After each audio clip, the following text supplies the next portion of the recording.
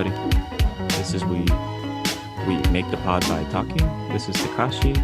You can check us out on SoundCloud. We also have our podcast available on Spotify, Google Music, and also on Anchor.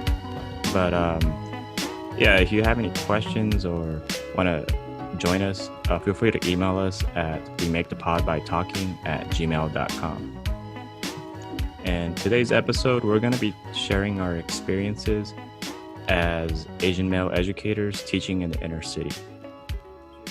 What's up, Daniel? Can you hear me all right?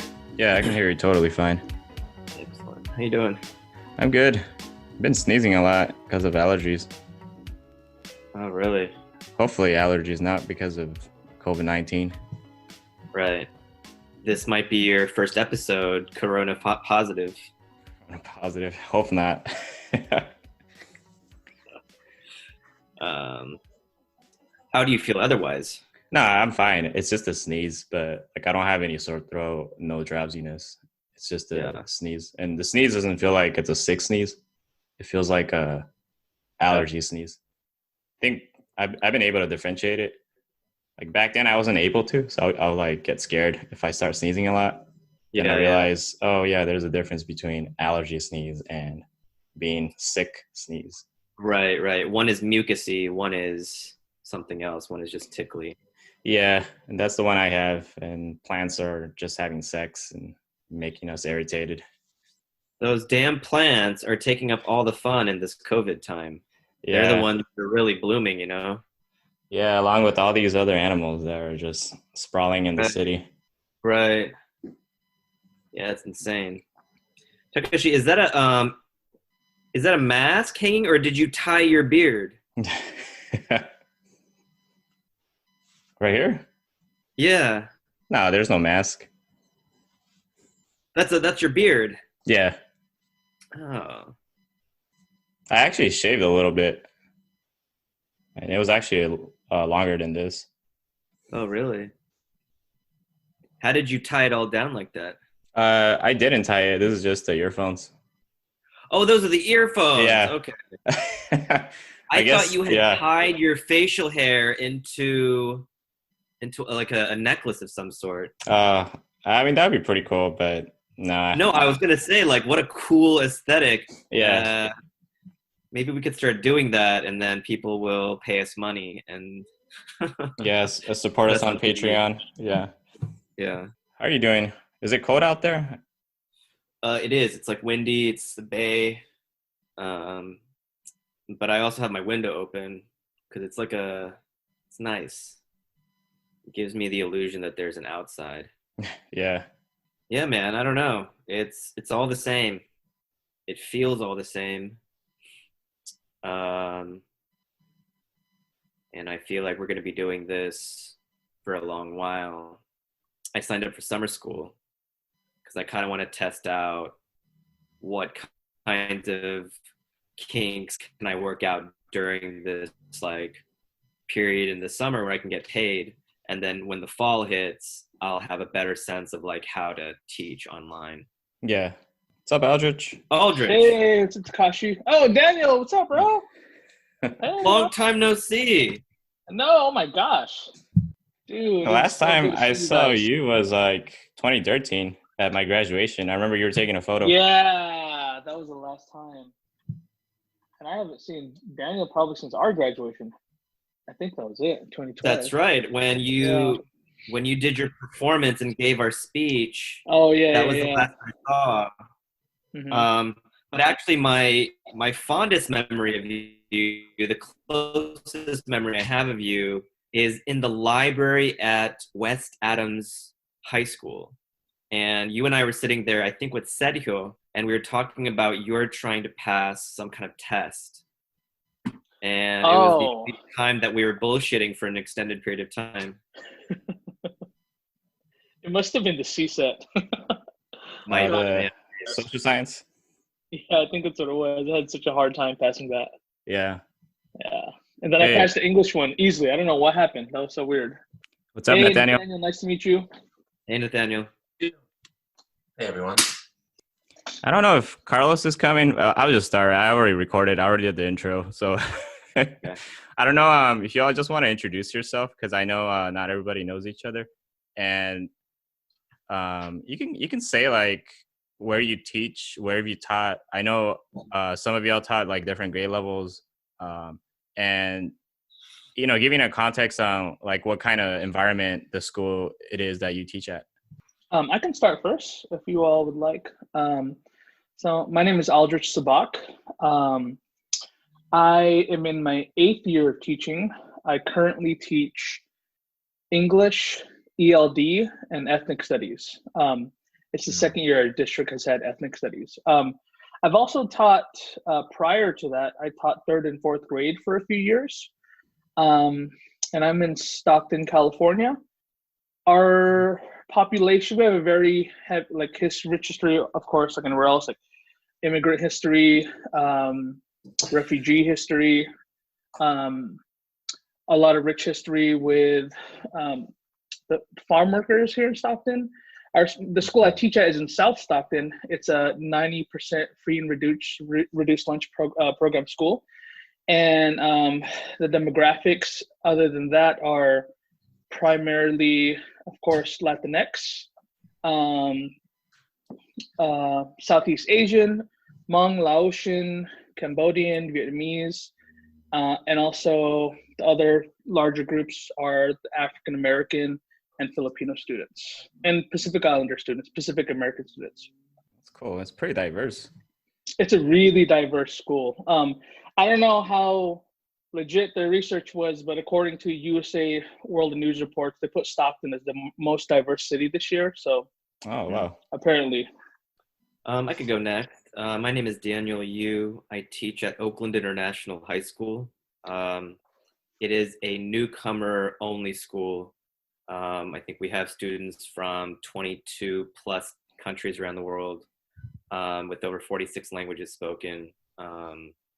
We are also under the auspices of a nonprofit called the Internationals Network, which supports newcomer schools originally in the East Coast in New York, and have created other campuses and made articulations with school districts. So that's the kind of school I teach at. Previously, I've taught at a variety of different continuation schools, as well as high schools, charter schools, and then private institutions, smaller set private institutions abroad and here. I think this is my 15th year or 16th year. I can't remember anymore. And so mostly English language arts, any kind of literacy that's asked. But then this past year, I've been teaching statistics because they needed a statistics teacher. And then next year I will teach Gov Econ. And the reason we could do that is because in an alt-ed program, you don't have to have the credential that you teach in for whatever reason. How long have you been there, Daniel? I actually went to your school like a year ago to really? get ideas for our EL program. I've been there. This is my 2nd year finishing up. Oh, so okay. It's my 3rd. Very cool. All right. I'm Nathaniel. I feel like such a noob compared to you veterans. I teach at the University of Chicago Charter School, specifically the Woodlawn campus on the south side of Chicago. I teach 6th grade social studies, and this is my 4th year there. Before that, I've taught, I'm going to put in quotes, taught at in DC public schools. I've also taught in Chicago public schools. So there's that. A bit more context about UCW is it is probably, if I had to ballpark it, 99% African American, about 80% qualify for free or reduced price lunches. Let's see. The other interesting thing about the school is that it's had a very interesting and political relationship with the University of Chicago. Namely that, because the University of Chicago sponsors it, and because the university has such high tensions with the surrounding Black communities, there's just been some very interesting transactions and I guess you could say exchanges. When you compare like how our school does and the funding we get compared to the lab school, which is another school funded by the University of Chicago that makes John Dewey roll around in his grave, it's there's some very interesting dynamics going on. Very interesting dynamics. Nathaniel, do you also have an elementary school credential? Because you mentioned sixth grade. Or I don't know how it is in Illinois, or because I know California, it's a distinction between elementary credential and a secondary credential. I just wasn't sure how it is in the other states. I have elementary credentials. Elementary meaning K through 8, and then for secondary, you'd have to get more specialization and training for that. Yeah, the school you described, it kind of sounds like what we have here in LA. Well, because I teach in Los Angeles, and USC, University of Southern California, has a charter school, the hybrid high school. Some of our colleagues actually have taught there before, and they get a lot of funding. It's like pretty much a Chromebook school. Every student has access to Chromebook technology. It's funded by USC, and it's serving the community of, like South Central, different parts of LA, like mostly Black and brown students. But it is interesting that a lot of that funding is coming from there and not to like other schools, right? Especially in the district. I'm Takashi. I've taught only in LA, Los Angeles. This is probably my, God, I don't even know, like 8th or 9th year teaching. I also have a background in counseling. I received my counseling credential last year. I haven't really used it officially. I've been doing it informally with my students. But I've taught in different communities of Long Beach, South Central, neighboring Inglewood, Koreatown, and currently I'm in a neighborhood called Pico Union, which is predominantly Latino, Latinx. We have a lot of Central American immigrants and also Mexican immigrants. It's like 99% Latinx. There's like very few Black or Asian students. And it's a charter school. And I've taught in the district before too. And just like what Daniel said, I've also taught in continuation schools. So I'm glad to have you guys here because I feel like this is a topic I have never really heard any platform talk about, especially just talking about like Asian male experiences in the inner city. I was also thinking about adding Asian females too in the future, but since like me and Daniel have been running it, we just figured we'll do this first and then we'll extend it to our Asian sister teachers too in the future. But I'm kind of curious. I know you guys saw the bunch of questions that's listed there. That could just be used for talking points. It doesn't have to be like we ask a question and answer. But like, what has been your teaching experience so far in the context as your identity as being Asian? For me, and I can go and just start it off. If that's okay with you guys. So I'm in Stockton, and a big historic site in Stockton is the Little Manila Historic Site, with a history that Filipino American farm workers and organizers had, like Larry Liu, his roots are in Stockton. So for myself to move back home and teach in my neighborhood, in my alma mater, it's definitely an interesting thing, just students kind of seeing someone who has these connections. Not to say that that's, all you need to be a great teacher in these schools, because that could also not matter at all to a lot of my students. But definitely when I'm teaching something like English, and I feel like I've talked to you about this before, Daniel, about being an Asian American teacher, teaching English and English lit, it's definitely an interesting dynamic, especially now when I'm teaching ELD especially, but definitely it's I want to say there are definitely some students, especially Filipino American students, who feel very empowered that I'm there. I think it also is because I organize with the local nonprofits, and before I taught ethnic studies in the classroom, I was teaching it as an after-school program called the Little Manila After School Program. So I want to feel like there's definitely these connections that are there. And I think it's definitely a sense of pride for some of the students who want to maybe come back and possibly also contribute to the community in some kind of way. But that's just a little bit of what it's been like for me. I was kind of curious. Sorry, Aldrich, was it kind of similar with the elementary schools too? I said for elementary school, I teach at a public school now, comprehensive high school in Stockton Unified. When I was teaching elementary, it was at a charter school, and it was a little bit different because a lot of the students were driven in or bused in from other areas, not from Stockton.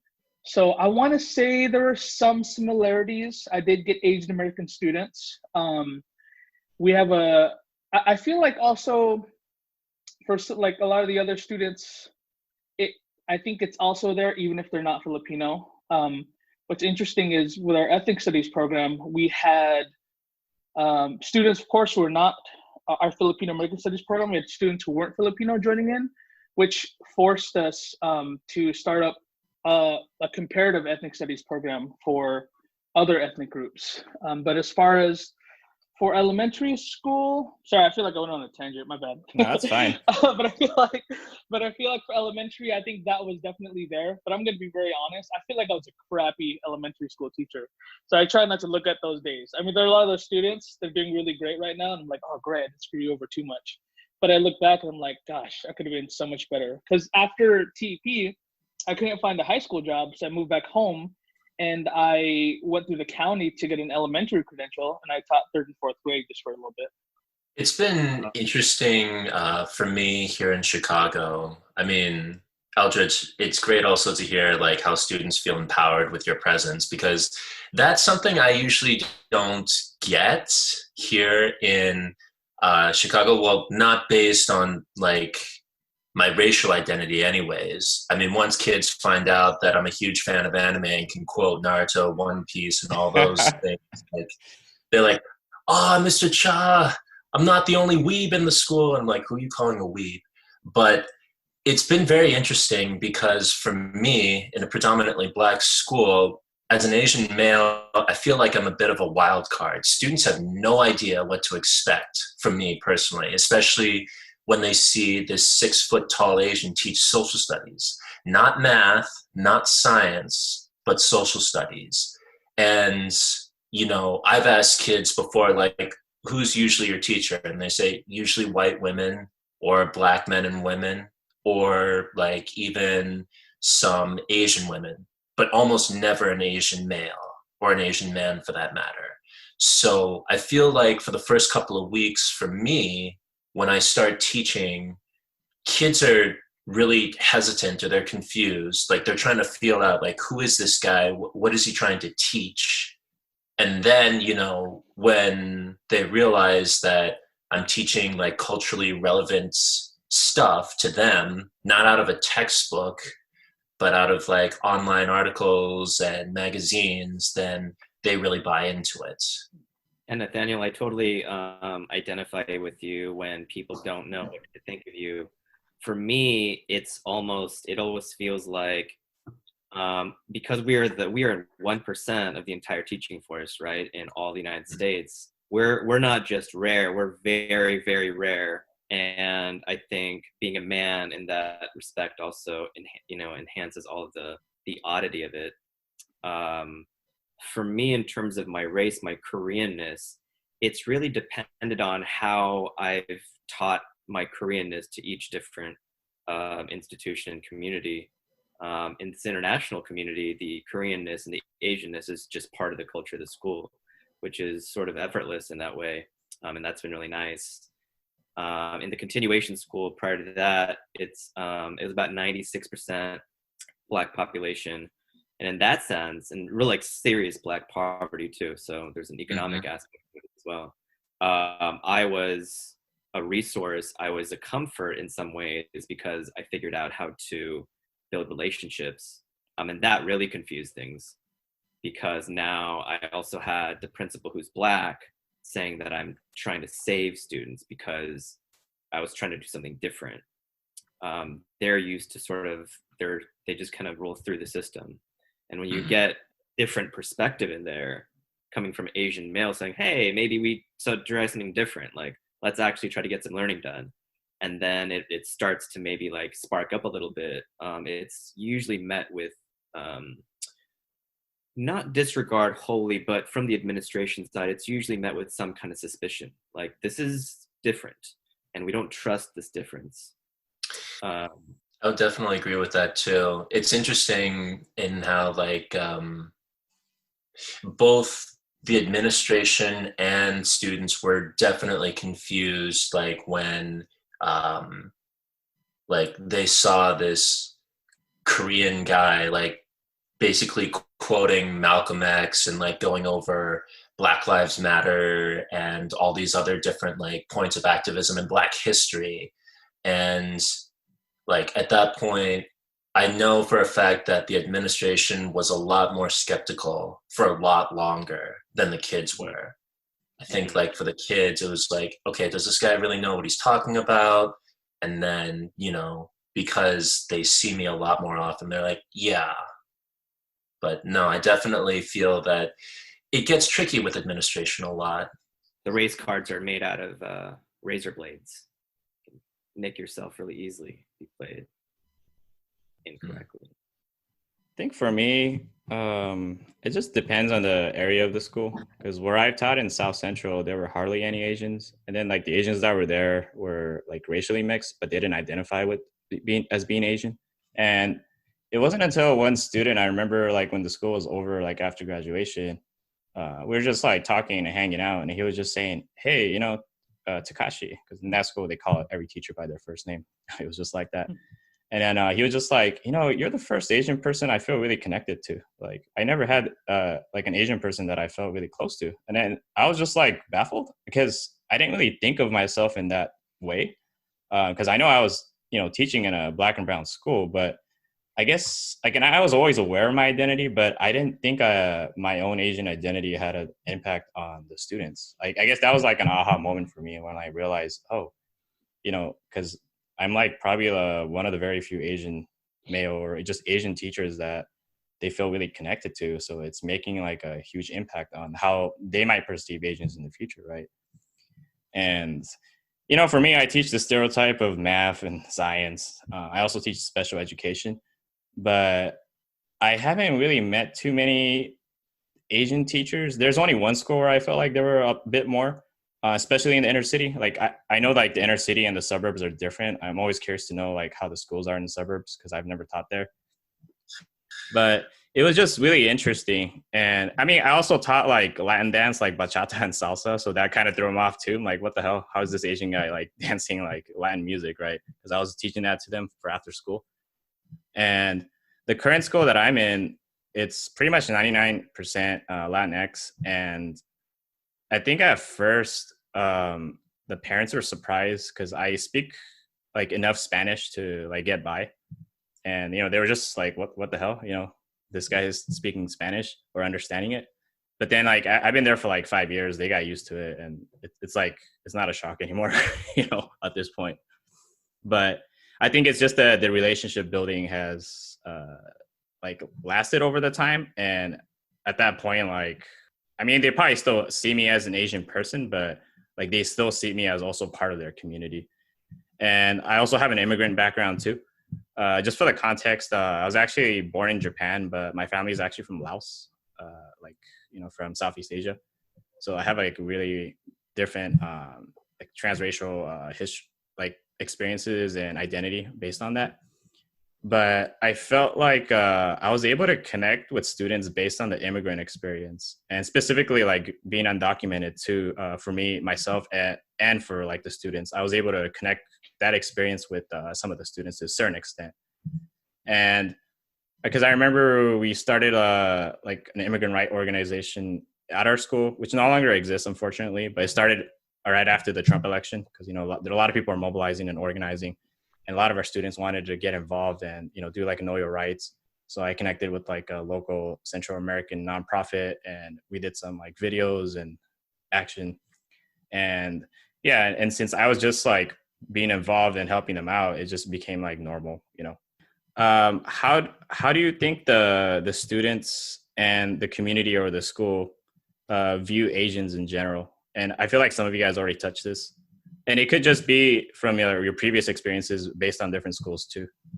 For me, it's varied pretty widely, but I think the general theme is that not much is really known because we're all the same shade of yellow to many other people outside of the community. And so I think a lot of it really is that dialogue between me and the students in terms of my background and like what the nuances are. Yeah, I'll stop there for now. Pause for a second.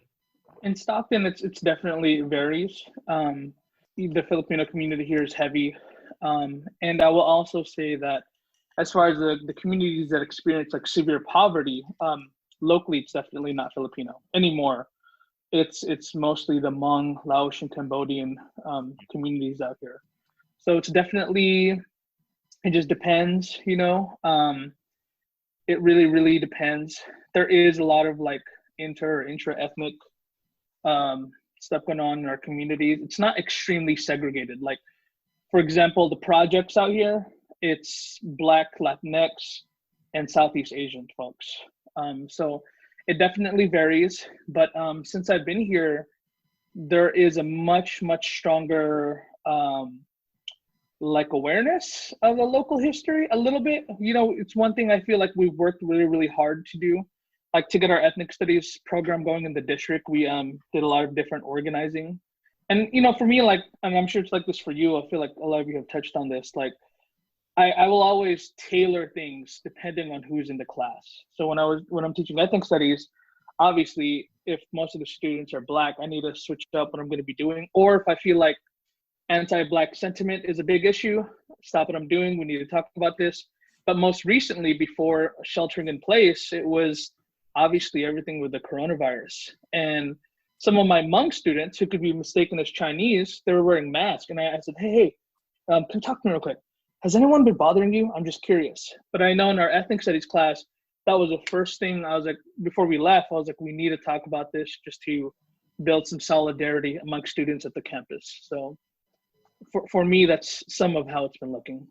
Obviously, my experience and the perception the community has about Asian Americans or Asians in general is, I think it's a bit different just because, like I said before, the Black communities out here on the south side of Chicago have a very tense relationship with the University of Chicago, and rightfully so, because there's increased police presence and, you know, a lot of Black students and family members get pulled over by the private police, they get racially profiled.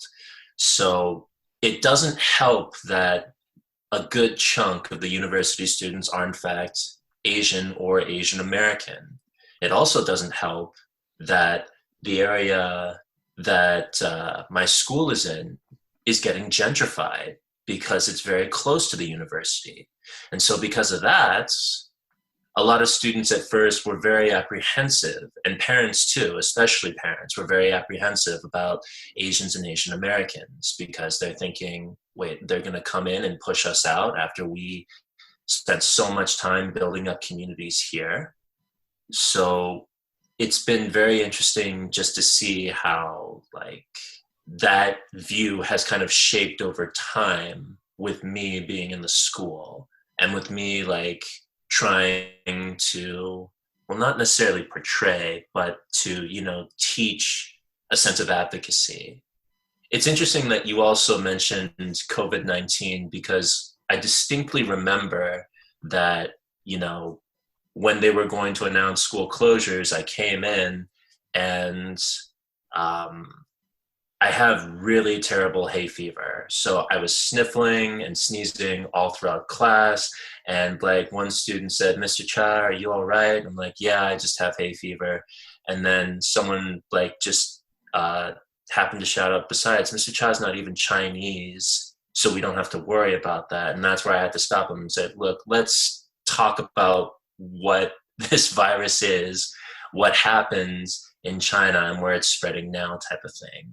So I'd say out here, it's still definitely tense, especially after COVID-19, but because of the university dynamics, it's not easy to get that dialogue going, give an identity. Nathaniel, I was kind of curious because I don't know very much about Chicago. I don't like, is there a large Asian population, or if so, like, are there like very, you know, like differentiated Asian ethnic groups in there? So aside from Chinatown, which is like the most well-known pocket, no, there is not.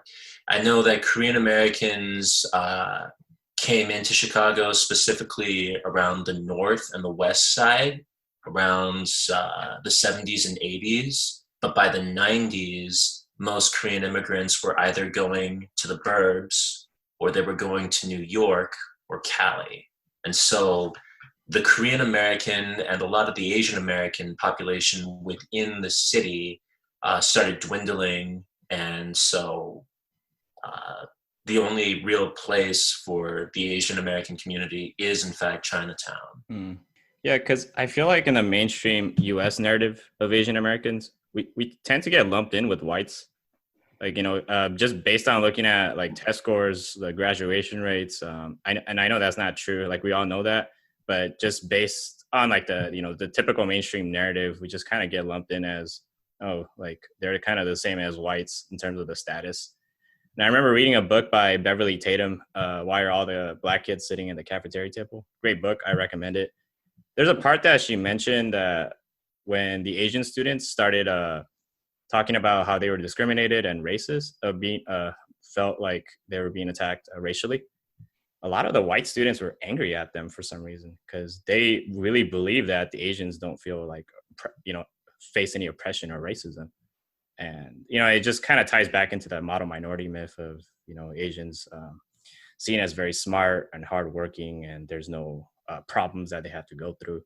Yeah, go ahead. I'd like to actually ask you guys a question. Speaking about Asian American identity, I was wondering if we could kind of just tinker slightly with your identity as a man, because like most of the students I get along with are, interestingly enough, a lot of the girl students and the nerds and the geeks type. And then, when I ask them like, well, why do you get along so well? Like, why do you come to me? Why do you get along so well with me? And then they say like, not only, well, you're not just a good listener, but I remember one student saying something like, Mr. Cha, you're not like the other like guy teachers.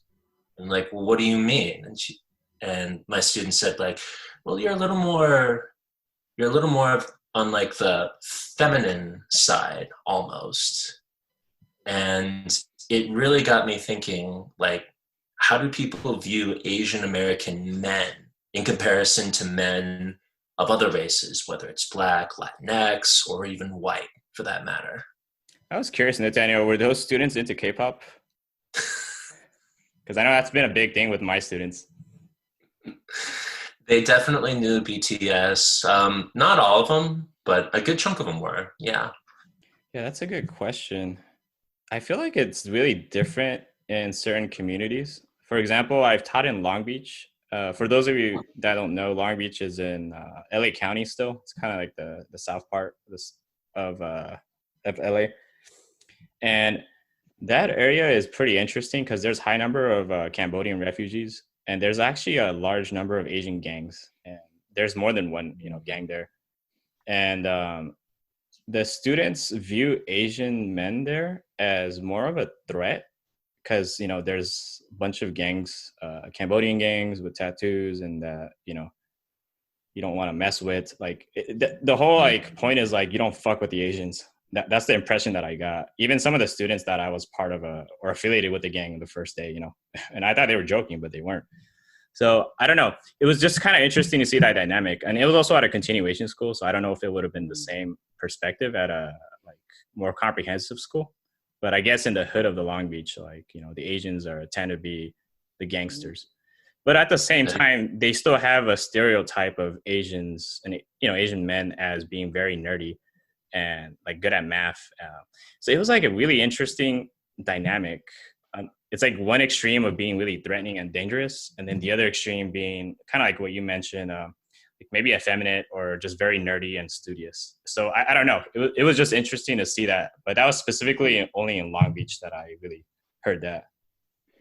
I've always understood Long Beach, like the demographics, to be very similar to Stockton. Like when when I was showing videos during one of my coronavirus lessons, about some harassment Asian American folks are facing, a good handful of my students, my Black students, my Latinx students were like, "Oh, they wouldn't do that on some hood Asians. Hell no." I was just laughing. It made me laugh really hard, you know. And I feel the same way, Takashi. And even for myself, I don't know if it's because like what it is locally in Stockton, partially, or maybe I could also have some like racial ambiguity, you know, like students sometimes might think I'm Latinx, I'm Pacific American, Islander American, you know, and I don't know if that's it, you know. So maybe my experiences in that might be different. I feel like it's maybe it's also being a male, because when I worked out at this one charter school, and there was this Filipino woman educator, she also had an accent, and I always felt like I had to advocate for her. She was older than me, she had an accent, but I always felt like a lot of the students' parents never took her seriously, and they would always look down, or they'd go to, if not me, this other white educator who was a male who dressed up. And for me, I always come to school like this. I just have a t-shirt and whatever on. So I don't know if those may be some differences for myself, possibly. I'm really curious. Yeah, I really like the question about the gender identity thing too, because I think particularly now in the political times that we are in, there are new ethics around maleness and gender, right, as an idea. And so for me, especially as an Asian dude in the classroom who is not stereotypically masculine in any way, there's a tension and an ambiguity in terms of how to act and how to be, which comes out sort of out of the white racism and the culture that's spread out through supremacy. So it's a constant negotiation, I think, and whatever that becomes in terms of maleness is also in part based on the kind of discussions and conversations I get into with the youth. And so it's sort of tied into, as an Asian person, how do I represent this country in a way that is nuanced, that gives people dignity? Because I think something that for the Asian in this country right now, and I don't know about the world, but as opposed to Blacks or indigenous folks, or even to women, I think that there's something about the Asian that is sort of like this biological nuisance. We are redundant protoplasm. They're not even to be acknowledged, right? You know, you could see it in the jokes and in the humor, even done by Chris Rock in the Oscars. You could see the way that the Asian is being portrayed. So for me, it is this weird developmental part of my life where I'm trying to construct what is it to be a man, but also to be an Asian, to be a Korean American man. So many like identity politics going around. But I think what grounds me is sort of like the reading and the things we talk about in the class. So I don't know if that answers any of your question in a good way, Takashi. Or I'm sorry, to Nathaniel. It definitely gives me more to think about. Yeah, it's a really cool question. Yeah, because the Asian students that I've had, like, you know, male and female, I felt like it's a different dynamic how the students view those students, the Asian students, and they're a very small minority. Because, like, yeah, I've had students that are more like studious and kind of get labeled as nerdy, like the Asian students, like the male students. But I've also had Asian male students that became very popular and became homecoming kings, and like, you know, is like a player at the school, and it's a very small like small minority of Asians. So I don't know. It's just interesting. It's, at least at the schools that I've been, it doesn't. I think the stereotype does exist among the students, but I don't know like if it's actually it's not really the reality of what the students are seeing.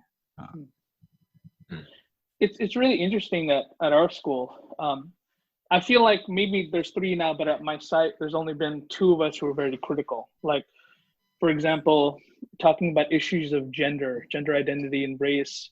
There are only 2 teachers who would do that at the school. Myself and then another teacher who is a gay Filipino male. And definitely for a lot of these heavy discussions, a lot of these students often come to one of us, or now another teacher who also teaches ethnic studies. Like, I've had in my class several students who came out as trans, but they didn't want to do that anywhere else, or they designated me as a teacher, and they weren't Asian at all. They just designated me as a teacher they felt safe with.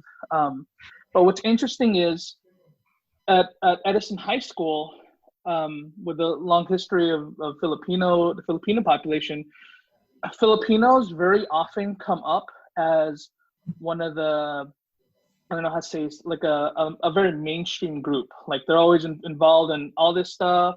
They often do better academically. And there's a lot of model minority myth issues with that at the high school I work at.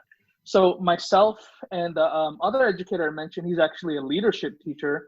We've had to be very strategic, like, hey, you know, when you start your leadership program, you need to minimize who you're taking in from the Filipino community. Like, we need to give like these situations some affirmative action in a way, because it's going to come off as extremely racist. So when he's done things like with homecoming and who can run for that, if it's all Filipinos who will apply or something, he'll try to balance that out while taking only a certain amount and making sure the Black community, the Southeast Asian community, Latinx community can all come in and also have a chance to be a part of something. So it's something we've attempted to do, knowing that certain groups, or if like I'm asked to do a club, I won't do the Filipino club because I feel like I do enough work in the Filipino community. So I try to help all these other students who I feel like need a lot more attention. So it's something I feel like we've had to do to balance it at my site.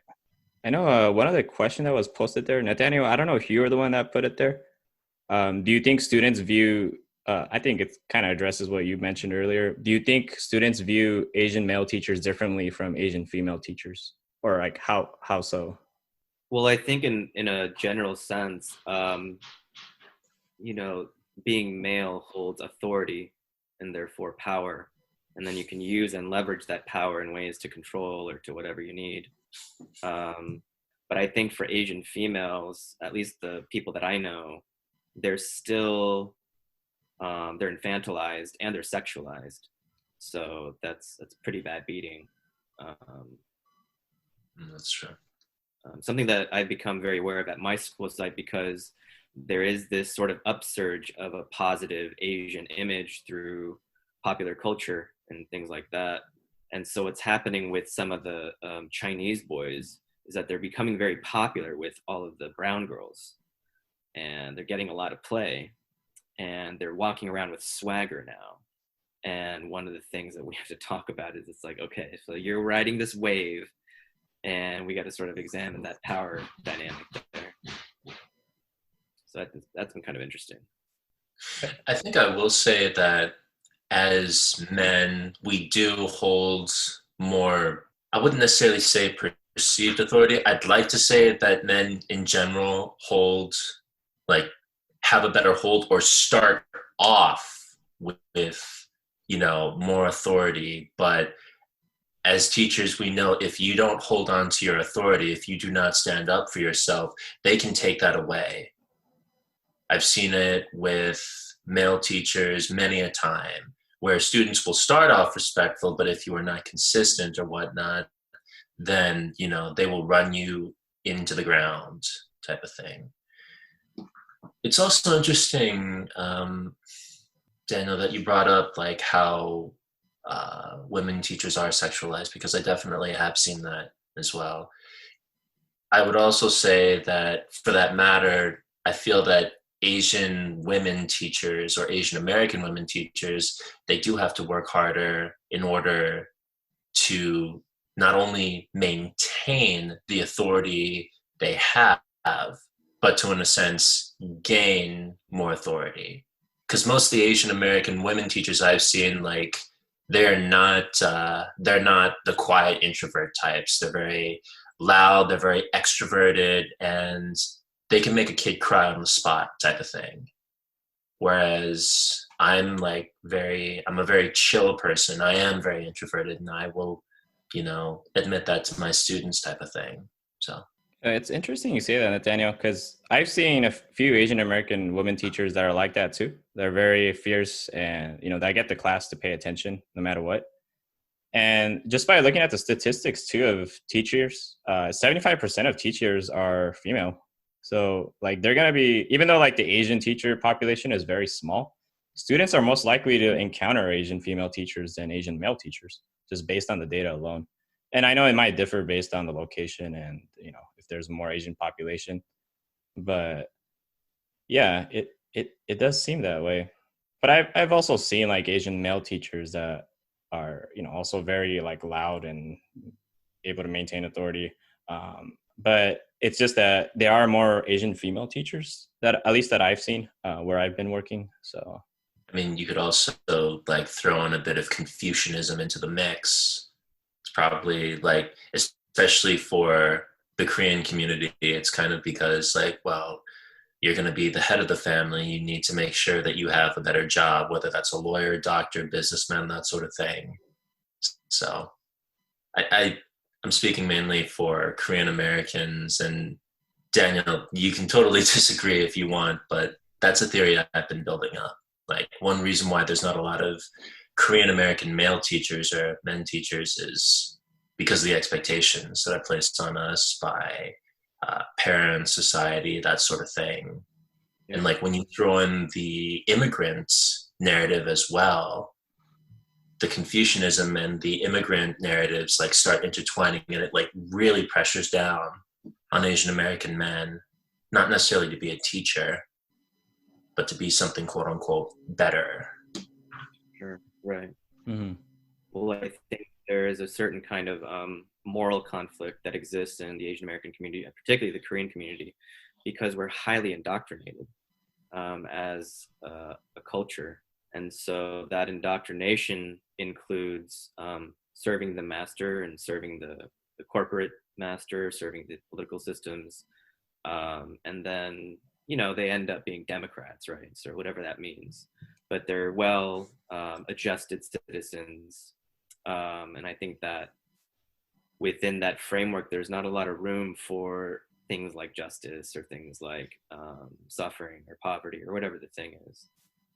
So I am curious to know from the group too, as I answer about, I'm curious to know if we have a different kind of responsibility or an added responsibility as Asian teachers, Asian male teachers, that with our privilege and with our minority, what is that thing that we all have in common that brings us into the profession?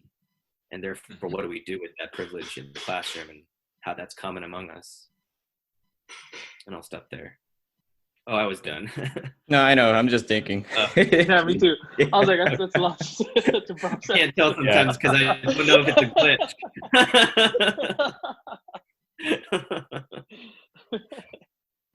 This discussion is really like making me really think. It's up until you mentioned this to me. I was just like, I haven't reflected in a while, being not just an Asian American teacher, but an Asian American male teacher. And I'm thinking, damn, what are my privileges and what responsibilities have I had? Have I been meeting those responsibilities? Like I'm really, really thinking about it right now. I always try to think from the student perspective, and I'm always trying to trying to find some balance for the students. But now for myself and how I identify, I'm like just tripping out right now, like thinking, God, have I been failing everyone this whole time? Like I'm trying to figure this out in my head as these questions arise. So I was like, oh gosh. I do think a part of the privilege, like there are two different aspects of the privilege that I see, or two different examples that can transform into responsibility, to my understanding. I mean, first, as a male teacher, I've had to like either have classroom discussions or call someone out whenever like male students like harass female students, because middle school is a very like it's a weird time where boys are like, man, Mr. Cha, I don't know what to do. I've tripped this girl. I've pulled her hair. I've thrown her books to the floor. I'm running out of ways to tell her that I like her, type of thing. And then, also in terms of as the model minority, someone who knows within like my own community, my own context, like the rules of the system. I feel like those privileges can evolve into responsibilities, namely teaching students or exposing students to different ideas. So like, for example, as a male teacher, as a man teacher, I do like expose my students to feminism every single year. I just sit down and I say, look, I'm just going to put in 5 minutes about feminism. Namely, it's where women are treated equally as men. And then like the whole class, especially the boys, go, that's all that feminism is? Really? I'm like, yes, it is. And they're like, well, I don't see what's so bad about that.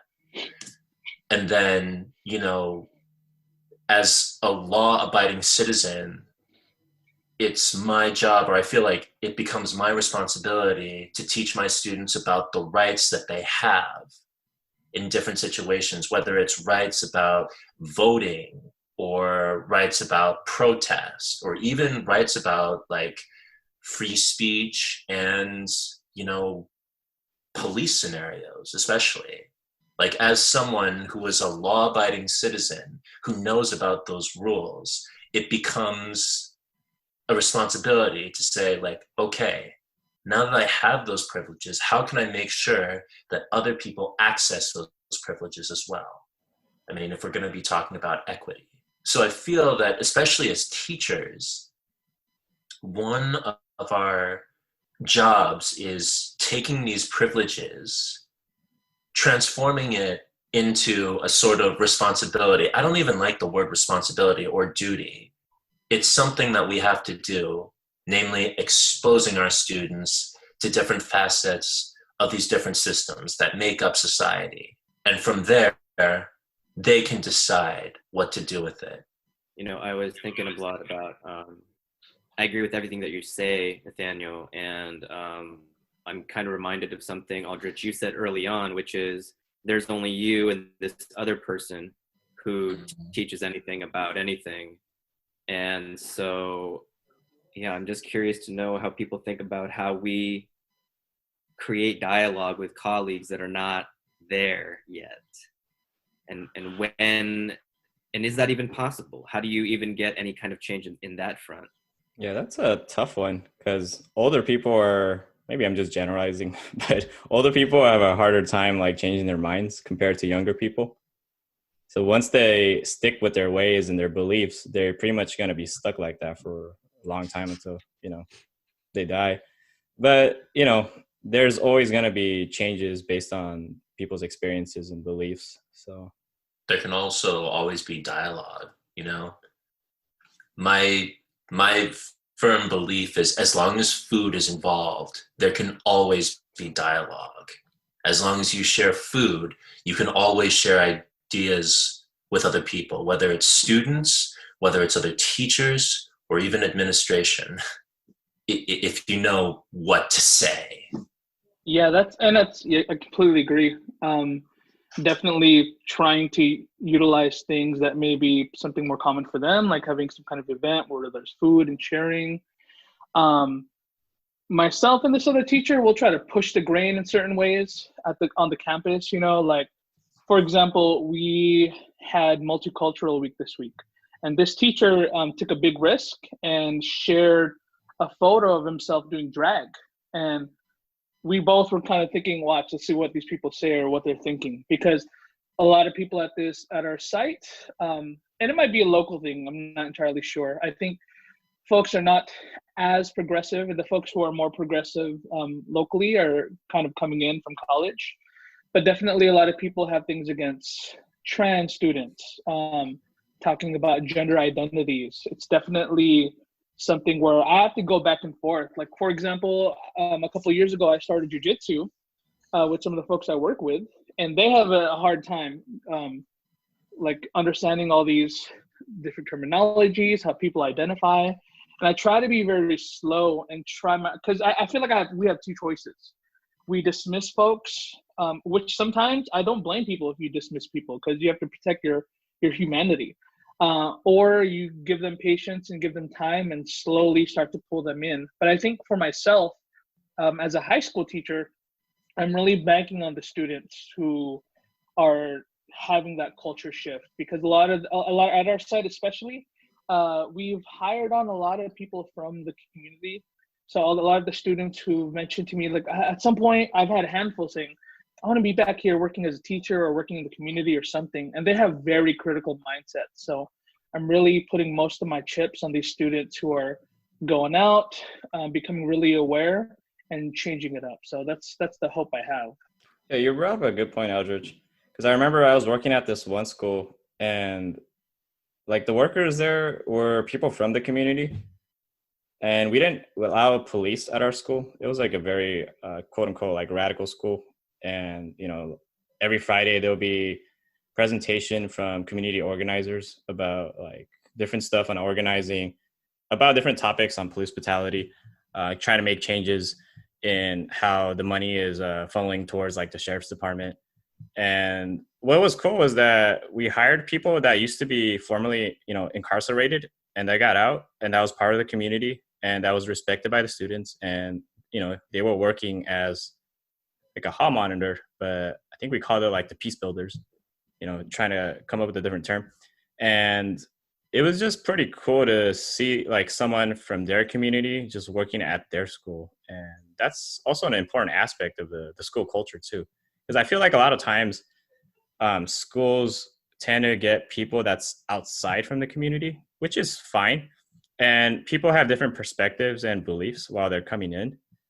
But sometimes if too many are coming from outside of the community, there's a disconnect from like the families in the community and the teachers and the staff in the school.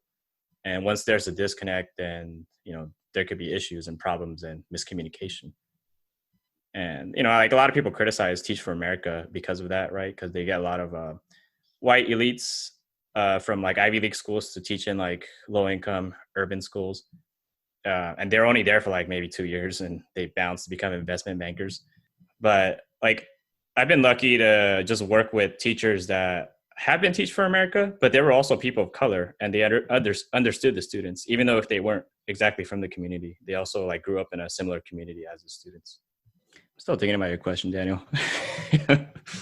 Well, I guess this might be another question, but I was kind of curious, like, do you guys find solidarity with other Asian educators? That's a great question.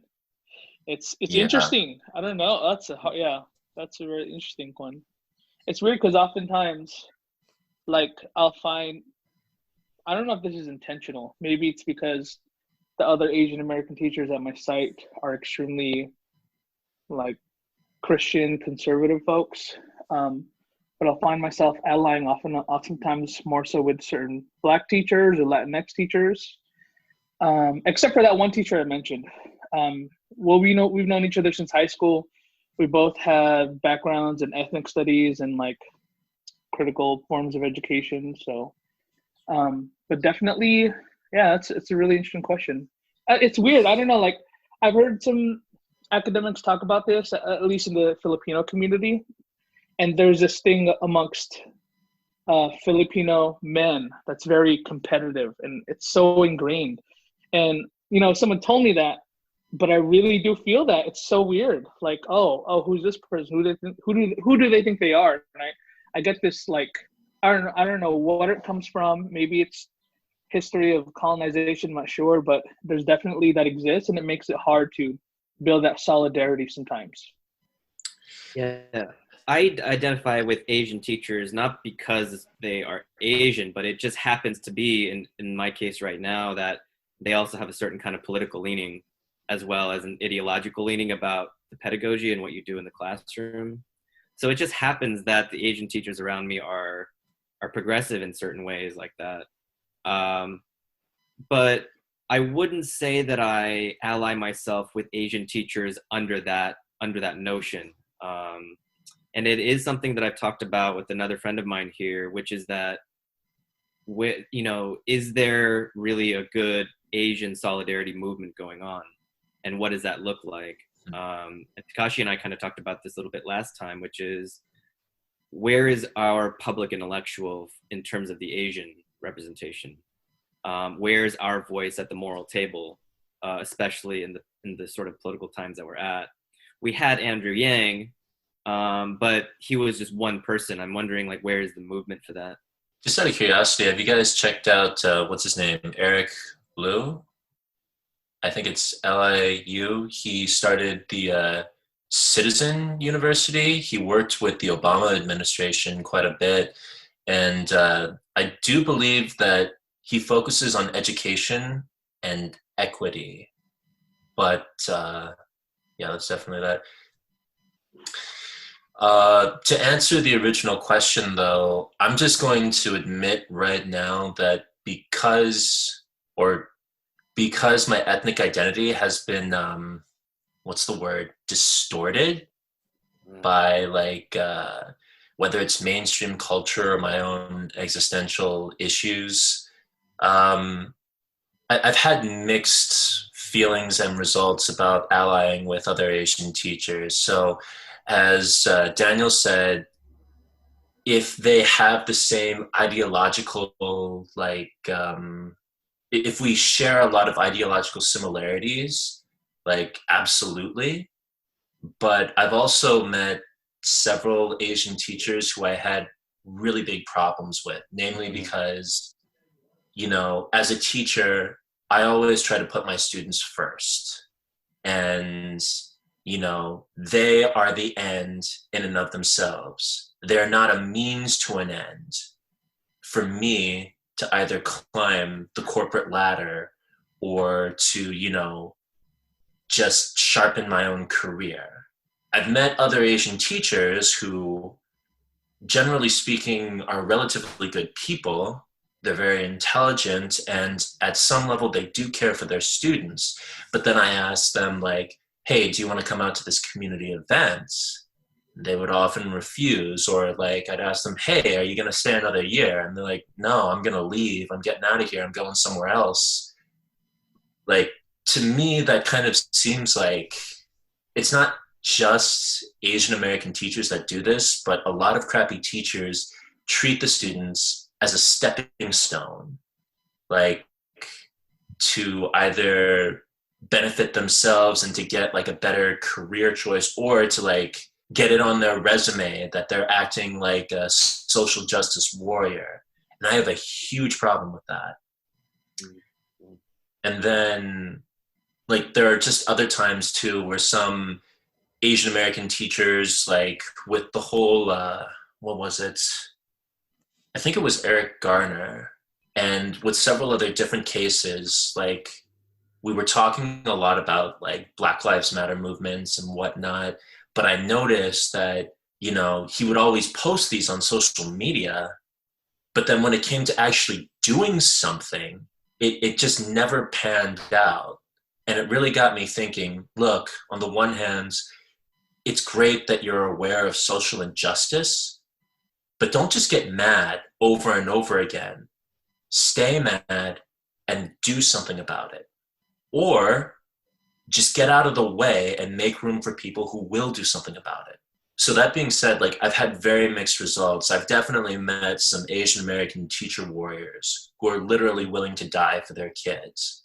And I'd love to ally myself with those teachers. But on the other hand, there are also some bad teachers as well. Just like there are bad teachers for every race and gender. And I choose to not spend much time or spend much energy worrying about them. Carlos, I know you just came in. Do you want to just quickly introduce yourself?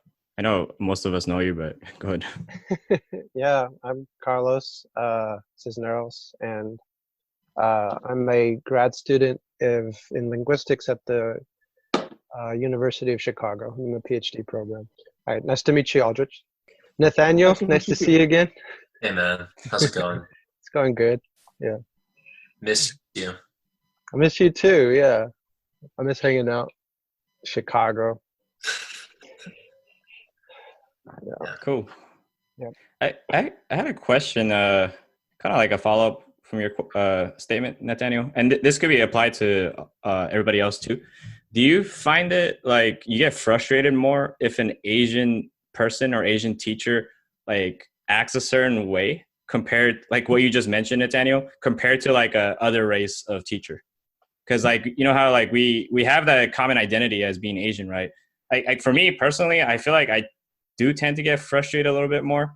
I mean, I haven't really examined myself on why, but like if an Asian person or Asian educator says something racist or says something like problematic, in my opinion, and I don't know, I just get frustrated more compared to like, let's say if a Latinx or a Black educator said it, right? And I was just wondering, like, you guys had similar experiences or sentiment. I absolutely feel that way. If I had to say why, I think it's because like the disappointment is so much greater. Because even though I might not know that person too well, like I too am human, and so I try to associate with people who look like me.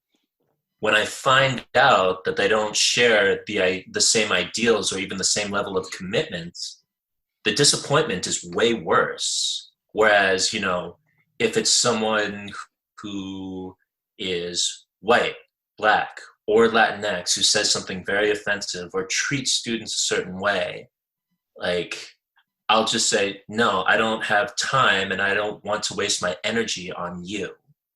But I feel like with Asian American teachers, like I would naturally like tend to gravitate. And then when I realized that I did waste some time and energy on that person, it just feels more disappointing. Excuse me, I completely agree with you, Nathaniel. It definitely feels way more disappointing. In addition to that, I will say that I get really bothered by a teacher, Asian American male teacher, who embodies like the model minority myth. Like those sentiments, they agree with it, they speak out loud with those ideas. It really bothers me. And it really drives me crazy. And I just think in my head, like, God, you're setting us back a lot more. Oh my God. So that really bothers me. Yeah. It kind of reminds me of what Andrew Yang said publicly. I don't know if y'all remember. He mentioned like, oh, Asians need to be more American. We need to fit in, while all these violence against Asians are happening. So many Asian American people, not just activists, but I was just surprised to see so many social media folks were attacking Andrew Yang. And I was just like, damn, like, I think it's just describing what we're feeling too in a way, because you know, he's the face of Asian America right now, and he's making us really look bad, and you know, we don't agree with what he's saying, you know, and it's just feels more anger and frustration from us just because of, you know, the shared identity. Yeah, I mean, I think to add on to that, there's something that definitely makes my blood boil about when I see other adults commodify children, and they commodify in the form of something else by saying that that is teaching or whatever. It's like learning. I find that disgusting, and it really just, when I see it from a Korean person, right, like my own kind, I just think to myself, what a waste of flesh that was. What a waste of a human. And I get that nasty and terrible because it is a part of me, right? Like I'm identifying fully with that person like that. So yeah, I hate them. I wish them all to an island where they would just take PCP and hang out with the pederasts. Of all things. Yeah. And going back to the Asian solidarity, yeah, I agree with what you guys said. I tend to align just more with people based on the beliefs and actions. I know that I was at a school where Asian teachers are like a very small minority, and the one Asian teacher happened to be the yearbook advisor, and I just partnered up with her, and we just happened to be both Asian, and we're just the yearbook advisor. Even though like she didn't have like the similar beliefs, she still cared for the students. I feel like there was a solidarity there, just being on the experience of being an Asian teacher, you know, in a Latinx community. Like, what was that like? Just sharing our frustrations and just experiences. So I think that was just a good space to have, even though we may not necessarily had the same beliefs. And I was just thinking about like educational, like political organizations. I think you guys heard of like People's Ed Movement. Aldrich, you probably heard of it in LA. And it was pretty cool to see. There's plenty of Asian American educators that were part of that movement. So that was pretty cool to see. So there are like a number of Asian American educators that have very passionate and similar beliefs and trying to make social change and trying to create some kind of change in the system. I was also thinking too, because part of the reason why I became a teacher specifically in urban schools was I had a professor who was similar to kind of like a mentor. Some of you guys might know him, K. Wayne Yang.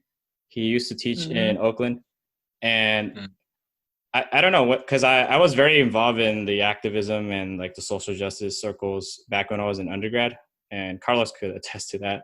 And I remember like there were just so many amazing like Black male educators and Latino male educators, and I was just like, yeah, these are great, and I was taking a lot of notes until I met Wayne Yang. He was an Asian male educator teaching in the urban schools for like 16 years in Oakland. He started his own school with other educators. And I was just like really inspired by his presence and, you know, the way he was able to convey a message and just inspire a bunch of students. And that kind of pushed towards my journey as an educator and teacher. So just like the importance of having a role model for our peoples too. I've seen him speak. I think I mentioned it too before in the past. Gosh, he's really dope. Another one I think who also helps lead the People's Ed movement. You've all probably heard of Patrick Amangian, another Asian American educator, professor. Taught in Crenshaw High School for a really long time. Now is in Oakland. But there's definitely some. But it's weird because when you come from like I'm sure a lot of you as well come from a very critical and progressive space, whether it be college or the community. You know, you feel like that's just how it is. And then when you're at your site, it's very lonely and you realize we're very much the minority, you know, at least with our thinking.